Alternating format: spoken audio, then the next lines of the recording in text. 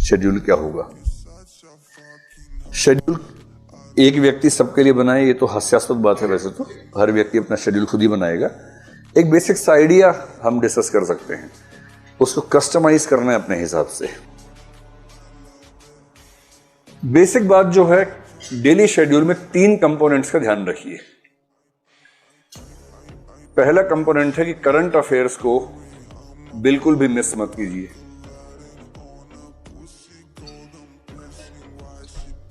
और मेरा ख्याल है करंट अफेयर्स के लिए आप दिन में करीब 1.5 से 2 घंटे का समय रखिए।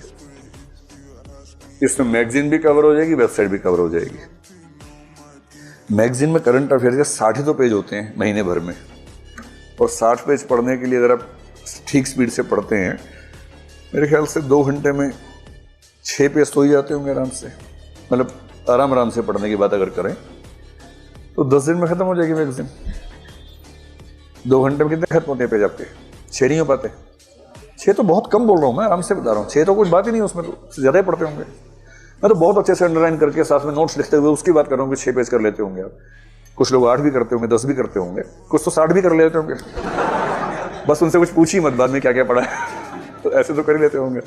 मैं कह रहा हूँ गहराई से पढ़ने में आपको शायद 2 घंटे में 6 या 8 पेज कवर होते होंगे, इससे ज़्यादा नहीं होंगे, क्योंकि उसमें फैक्ट्स बहुत ज़्यादा होते हैं ना उन पेजेस में। जिन पृष्ठों पर तथ्य बहुत ज़्यादा होते हैं, उन पृष्ठों को पढ़ने की स्पीड स्वाभाविक रूप से कम हो जाती है। वो उपन्यास नहीं कि आप 1 घंटे में 20 पेज पढ़ेंगे। किसी नॉवल को पढ़ते हो अगर आप 1 घंटे में 20-25 पेज पढ़ रहे हैं तो इस समय आप ठीक स्पीड पे हैं। लेकिन करंट अफेयर्स के अगर आप 20-25 पेज 1 घंटे में पढ़ रहे हैं तो इस समय चिंता की बात है ना। 2 घंटे में 6, 7, 8 पेज ठीक स्पीड है करंट अफेयर्स के मामले में। तो आप ये कर सकते हैं कि मैगजीन में रोज 1 घंटा लगाएं, क्योंकि 1 घंटा लगाएंगे तो भी आप 20-22 दिन में कवर कर लेंगे उसको। और 1 घंटा वेबसाइट पे लगाएं प्रतिदिन। और ये 2 घंटे अलग से रखिए, मिक्स मत कीजिए। जैसे आप तय कर ले अपना शेड्यूल, जो भी आपका दिन भर का शेड्यूल है। अगर आप रात को देर तक पढ़ते हैं या जल्दी सोते हैं, जैसा भी शेड्यूल आपका है, जैसे आप तय कर लें कि भाई डिनर के बाद के 2 घंटे ये, उसके बाद सो जाए, या सुबह उठते सबसे पहले 2 घंटे ये, वो अपने हिसाब से देखिएगा। क्योंकि आपकी जो नेचर है उससे कंप्रोमाइज़ मत कीजिए। अगर आपको रात को देर तक पढ़ना अच्छा लगता है तो वैसे ही पढ़िए। किसी के कई बेवकूफ़ कहेंगे सुबह उठना चाहिए, इससे ऊर्जा बढ़ती है, ज्ञान बढ़ता है, सब बेकार की बातें। बढ़ा लीजिएगा, बाद में बढ़ा लीजिएगा आराम से, है ना। अभी तो पहले अपनी नेचर के हिसाब से पढ़िए। अगर आप निशाचर प्रकृति के, निशाचर रहिए, रात भर पढ़िए, कोई तनाव की बात नहीं है। और यदि मुर्गा प्रकृति के तो सुबह सुबह उठिए और सुबह सुबह पढ़िए। जो भी आपकी नेचर है उस नेचर के अनुसार पढ़िए। एक ही दिक्कत आती है जो निशाचर लोग हैं, उनको दिक्कत ये कि जिस दिन एग्जाम है उस दिन वो सुबह उठ नहीं पाते। उनको तनाव रहता है कि सोएं कैसे। आदत है 4 बजे सोने की, उस दिन 12 बजे लेट जाते हैं, नींद नहीं आती है। ये दिक्कत आती है। इसके 2 समाधान हैं। या तो आप 10-12 दिन पहले से थोड़ा शेड्यूल चेंज करना शुरू कर दें, ये हो नहीं पाता प्रैक्टिकली। दूसरा समाधान है इसे चिंता ना करें और प्रीलिम से 3-4 दिन पहले से नींद थोड़ी बढ़ा लें। 4 बजे सोएं, 12 बजे उठिए, 8 घंटा सो के उठिए। इससे क्या होगा कि एक दिन नहीं सो पाने से असर नहीं पड़ेगा। मैं ठीक प्रीलिम से बात कर रहा हूँ। 3 जून को एग्जाम है, 2 जून को रात को नींद नहीं आ रही, तनाव मत लीजिए, इससे कुछ नहीं होने वाला। हमारा माइंड इतना मजबूत है कि वो एक दिन बहुत कम नींद के साथ काम चला सकता है, कोई चिंता की बात नहीं है।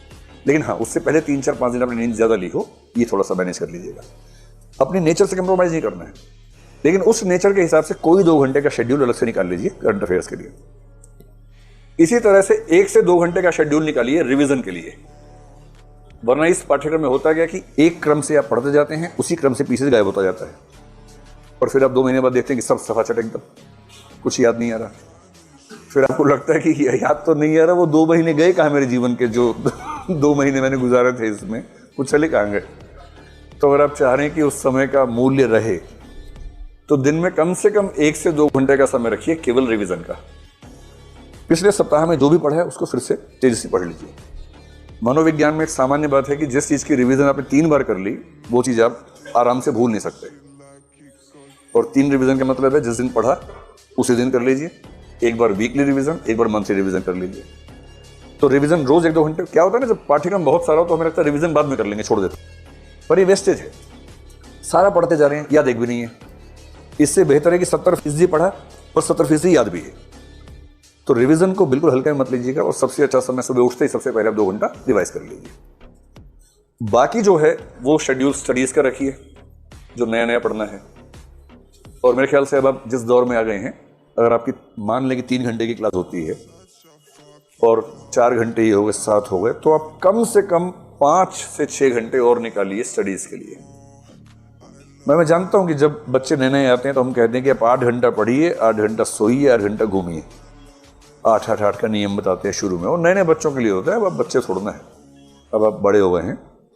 और मतलब वैसे भी भारत के अलावा दुनिया में किसी देश में ऐसा नहीं होता कि 30 साल के बच्चे अपने घर से पैसे लेके पढ़ रहे हों। तो जब आपको इतनी सुविधाएं मिल रही हैं, आप फुल टाइमर स्टूडेंट्स हैं और कुछ नहीं कर रहे हैं, तो 12-13 घंटे तो बनते हैं कम से कम। और जब परीक्षा एकदम नज़दीक आए तब 8-10 दिन 14-15-16 घंटे भी बनते हैं। उस समय 15-16 घंटे रोज़ की बात नहीं हो सकती, पर 5-7 दिन तो हो ही सकता है परीक्षा।